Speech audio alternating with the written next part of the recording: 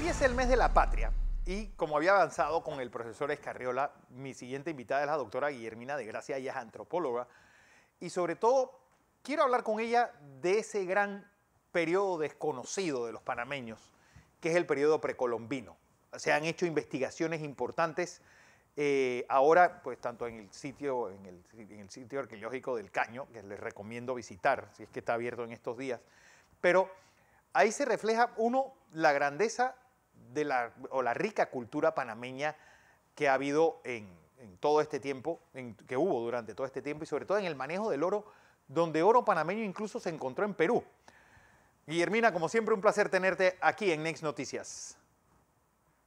Hola Fernando, buenos días. Muchísimas gracias por la invitación y por tomar tiempo para hablar también de ese pasado prehispánico que, como bien señalas, ha sido muchas veces invisibilizado, ¿no? Entonces, muchísimas gracias por la oportunidad. Oye, se da que el primer asentamiento humano es en Coclé y también, pues todos los grandes sitios arqueológicos están en Coclé. El abrigo de Aguadulce y posteriormente todo este complejo, pues del Caño, Sitio Conte y el resto del área, donde pues se están encontrando todavía se siguen encontrando verdaderas maravillas. ¿Por qué no se Lo que quedaron? pasa, Si era gente que venía pues recorriendo América, ¿por qué no se establecieron primero hacia Chiriquí o hacia el área de Veraguas?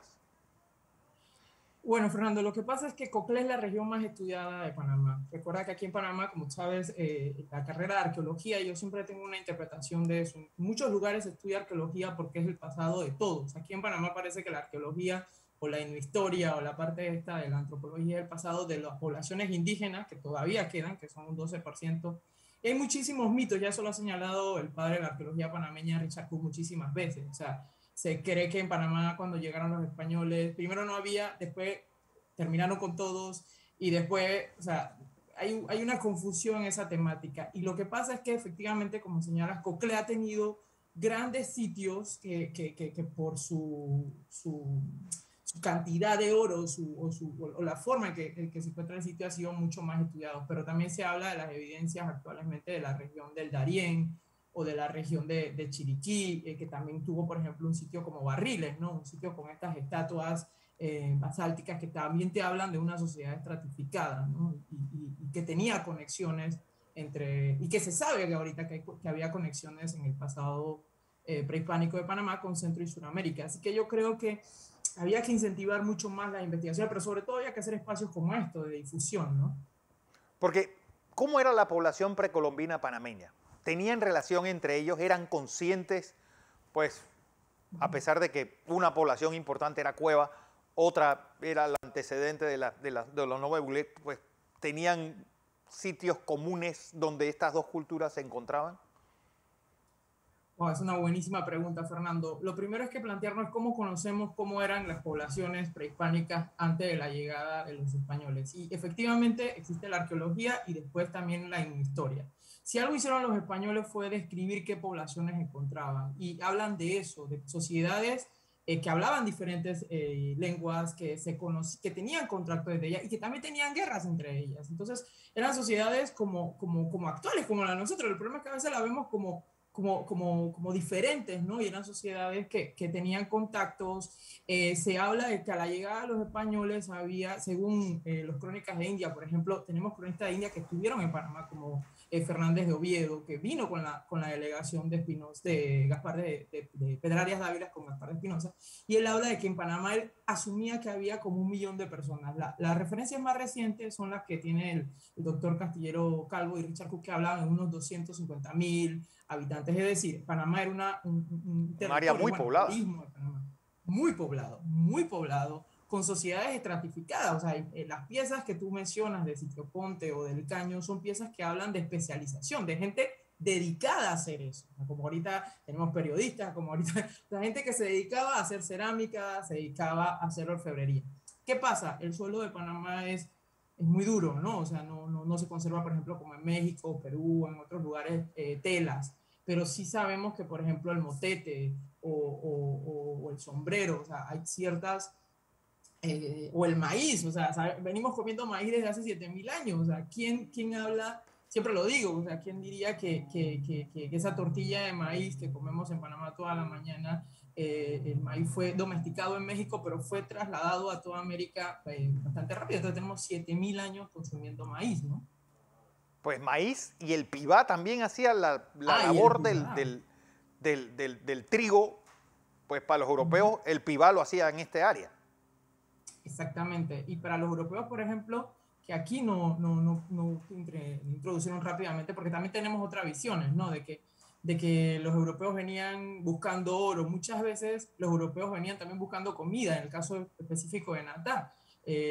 Gaspar de Espinosa, que era una de la parte de la delegación de Pedro Arias Dávila, dice que se quedó comiendo 4 meses en Natá. Para comer 4 meses una hueste de 100 personas, es decir, el cacicazgo de Natá tenía excedentes. O sea, ya Claro. había gente produciendo para que otra gente comiera y sobre todo el anterior expedicionario le dice a Gaspar, si tú quieres comer, vete a Natá, porque ahí seguro que vas a encontrar comida. Entonces ya hablamos que los españoles encontraron en estas sociedades estratificadas, sociedades organizadas en cacicazgos, donde había una parentela, donde no era un jefe el cacique, sino una parentela. Igual pasa ahorita con los grupos gunas, donde hay un consejo que es el que dicta las reglas y las normas, ¿no? No era un cacique como tal.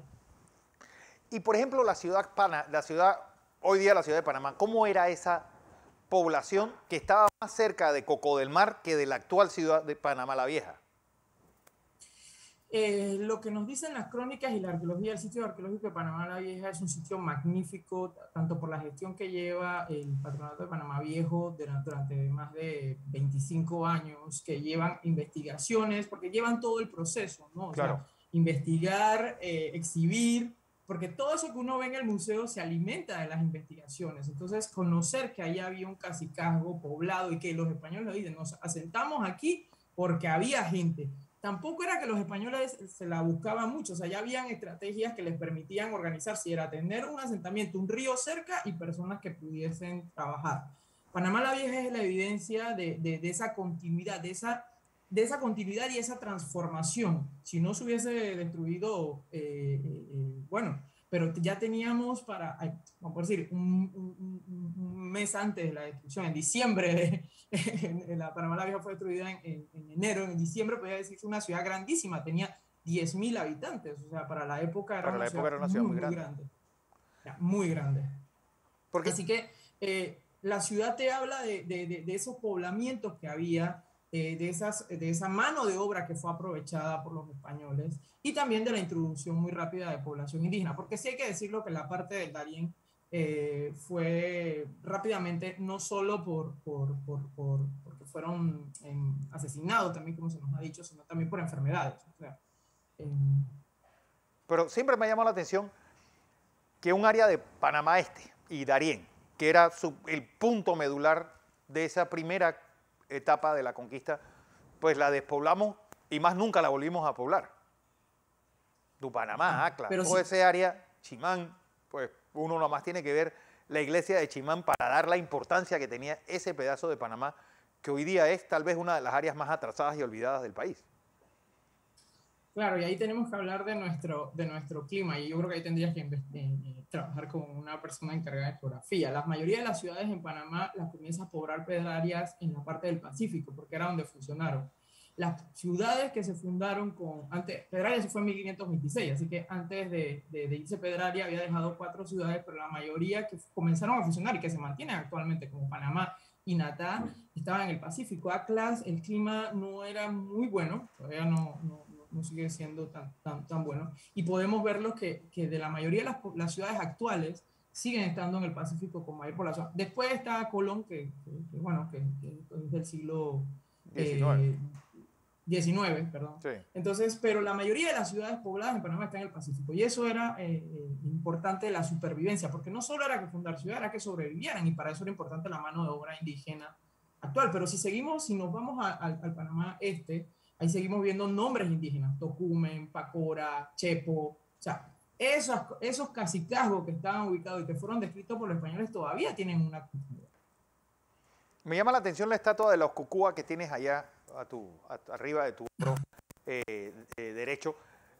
¿Esa tradición es precolombina? Bueno, los cucuas Los cucuás es como todas las danzas coloniales, es parte del sincretismo. O sea, se utilizaba danzas para evangelizar. Se sabe que los indígenas de esta región se vestían con un traje de la corteza de un árbol que se llamaba ñumí. Ahorita yo estoy investigando sobre qué significado tiene el nombre ñumí. No he encontrado todavía información, pero sí tenemos información del 17 y del 18, que la población de esta zona se vestían con un árbol o una corteza. En el caso de los cucuás, como las otras danzas de Corpus Christi que vemos en los santos, son danzas para evangelizar, son teatros, y que se Ok. utilizó en toda América. Entonces ya se vestían, si tú ves toda la forma del cucuá y toda la danza, habla de cómo los españoles enseñaron a evangelizar. No se puede quitar la conquista sin la evangelización, o sea, eso va muy Muy ligado, o sea, pegado uno con otro. muy pegados, uno con otro. Conquistar significaba evangelizar y, como decía López de Gomara, el que hará buena conquista fundará ciudades. Solo fundando ciudades se conquistará este territorio.